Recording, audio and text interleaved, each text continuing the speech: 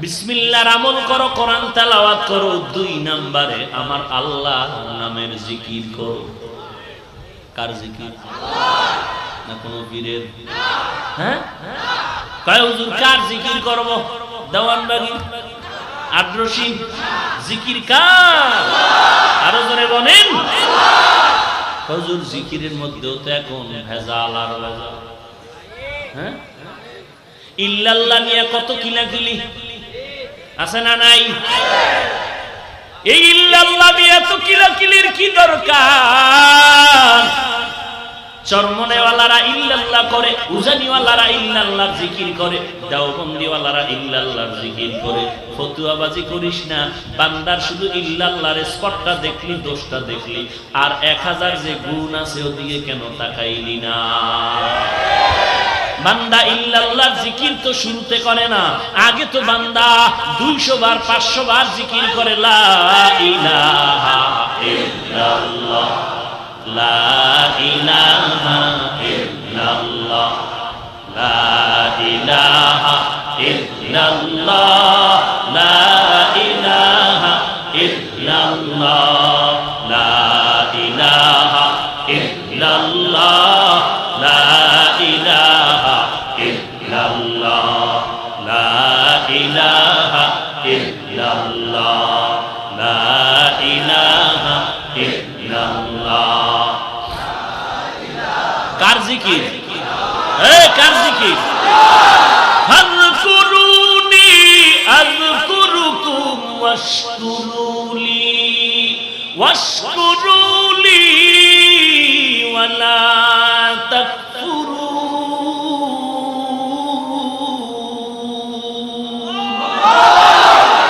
কার জিকির?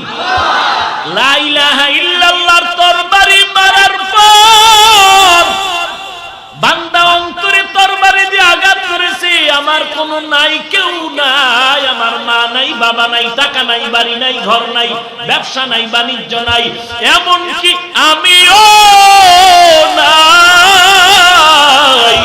আমার আছে একমাত্র আমার আল্লাহ। এ হলো লা ইলাহা ইল্লাল্লাহর হাকিকত। জিক্রে হক আমদ গদাই রুহেরা মরহামামদ ই দিলে মজরুহেরা দিল জু খালি याद हक से ऐ जवा खाना शैतायो दिल बेगुमा। ইল্লাল্লাহ ধাক্কা দিছে লা ইলাহা ইল্লাল্লাহর পরে, লা ইলাহা ইল্লাল্লাহকে ঢুকাইছে যে আল্লাহ ছাড়া কেউ নাই, আল্লাহ ছাড়া কেউ নাই, আল্লাহ ছাড়া কোনো ইলাহ নাই, কোনো মাবুদ নাই, কোনো মাশুক নাই, কোনো মাকসুদ নাই, কোনো মাহবুব নাই। লা মাহবুবা ইল্লাল্লাহ, লা মাকসুদা ইল্লাল্লাহ, লা শারীকা ইল্লাল্লাহ, লা মাশুকা ইল্লাল্লাহ।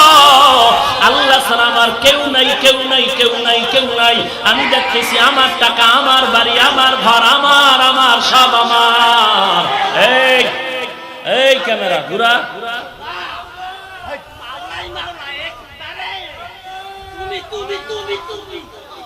সব কানে ধরে উঠে দেব একেবারে।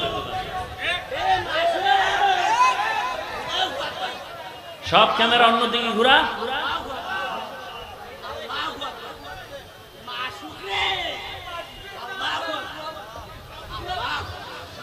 লা ইলাহা ইল্লাল্লাহর হাকিকত কি? আমার বাড়ি, আমার গাড়ি, আমার টাকা, আমার পয়সা, আমার ব্যবসা, আমার দোকান, আমার। লা ইলাহা ইল্লাল্লাহর হাকিকত বুঝায় না তোর কিছুই নাই। কুল্লু মান আলাইহা ফান, সব ফানা হয়ে যাবে। এই আজরাইল যে মানুষের রূহটা কবজ করে, এক সময় আজরাইলও নাই, কেউ নাই, কেউ নাই, বাড়ি নাই, গাড়ি নাই, টাকা নাই, পয়সা নাই, কে আছে? আমার আল্লাহ ছাড়া আর কেউ নাই। আমার আল্লাহই তো মালিক। এই কথা অন্তরে বসাইলাম 1.5 ঘন্টা লাগাইয়া। এরপরে পীর সাহেব একজন আল্লাহওয়ালা সবক দিয়া দিল।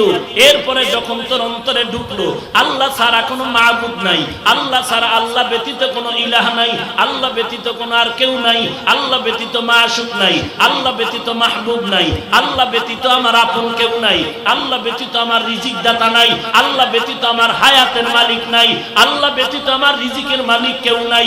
এতক্ষণ এই ধ্যানে ছিলাম। এখন আমি অন্তরে সংক্ষেপ করে নিলাম ইল্লাল্লাহ, আল্লাহ আছেন, আল্লাহ আছেন, আর কেউ না। কে আছেন? কে আছেন? আল্লাহ আছেন। এই জিকিরের দ্বারা বান্দা তো গাঞ্জা খায় না, ইল্লাল্লাহর ধাক্কা দিয়ে তো বিড়ি টানে নাই, ইল্লাল্লাহর ধাক্কা দেওয়ার কারণে তো বেপরদায় চলে না, ইল্লাল্লাহর ধাক্কা দেওয়ার কারণে তো বেপরদায় চলে না, ইল্লাল্লাহর ধাক্কা দিয়ে তো বান্দা নামাজ বাদ দেয় না। বরং যতবার ইল্লাল্লাহর ধাক্কা দেয় মনে হয় যেন বান্দা আল্লাহর মহব্বতের দরিয়ার মধ্যে দৌড়াচ্ছে। ওই বান্দা তো এখন দেখো আগে গান শুনতো, এখন গান শুনে না, আগে মিথ্যা কথা বলতো, এখন মিথ্যা বলে না, আগে মানুষের হক নষ্ট করতে এখন করে না, এখন স্ত্রীর সাথে ঝগড়া করে টেলিভিশন দেখা যাবে না, নামাজ পড়া লাগবে, পর্দা করা লাগবে। ওই বান্দা ইল্লাল্লাহ জিকির করার কারণে তো বান্দা আল্লাহর দূরে সরে যায় নাই, বরং সুন্নতের আমল আরো আঁকড়িয়ে ধরেছে।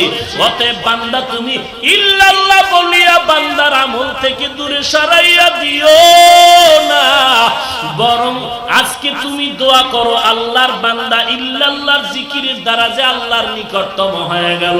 তুমি জায়েজ না জায়েজ লয়ে ঘুমাইয়া থাকিও না। তুমি কে? আমরা তো তোমার ফতোয়ায় চলি না।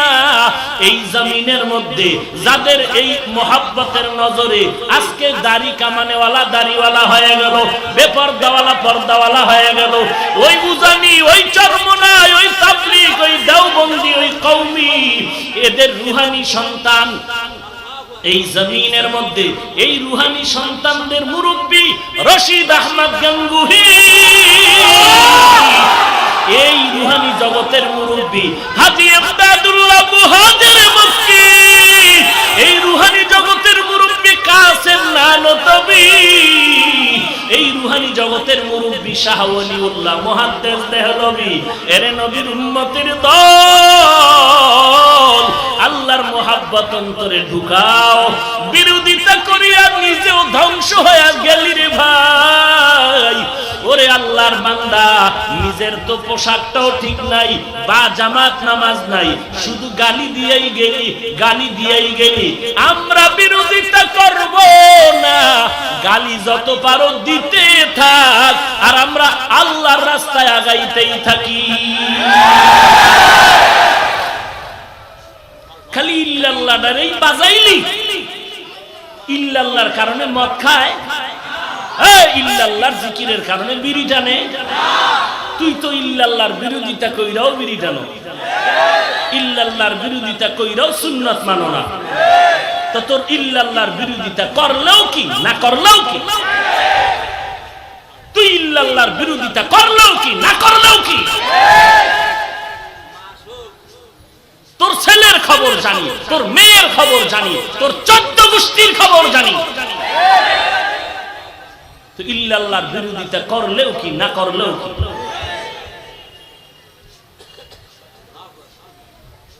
তোমার মতো ব্যক্তি তো টেলিভিশনে বক্তব্য দিয়া বলে শবে বরাত যারা পালন করে এরা দুর্গা পূজা করে। তো তোমার মতো ব্যক্তির ফতোয়া শুনলেও কি না শুনলেও কি? বান্দা ইল্লাল্লাহর জিকিরের দ্বারা সে কি আল্লাহর সাথে শরীক করছে? তার অন্তরে কি আল্লাহর বাহিরে কিছু আছে? তার অন্তর তো মজবুত হচ্ছে, না আল্লাহই আছে, আল্লাহই আছে, আর কেউ নাই। আমার আল্লাহই আপন, আমার আর কেউ আপন না, আমার ভাই আপন না, মা আপন না, বাবা আপন না, কেউ আপন না। আমার আপন কে?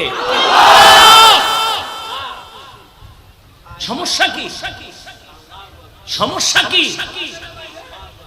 সহ্য করতে পারো না? আগায় যাইতেছে চরমনাই, সইতে পারো না? আগায় যাইতেছে তাবলীগ, সহ্য করতে পারো না? আগায় যাইতেছে দেওবন্দি কওমি, সহ্য করা যায় না?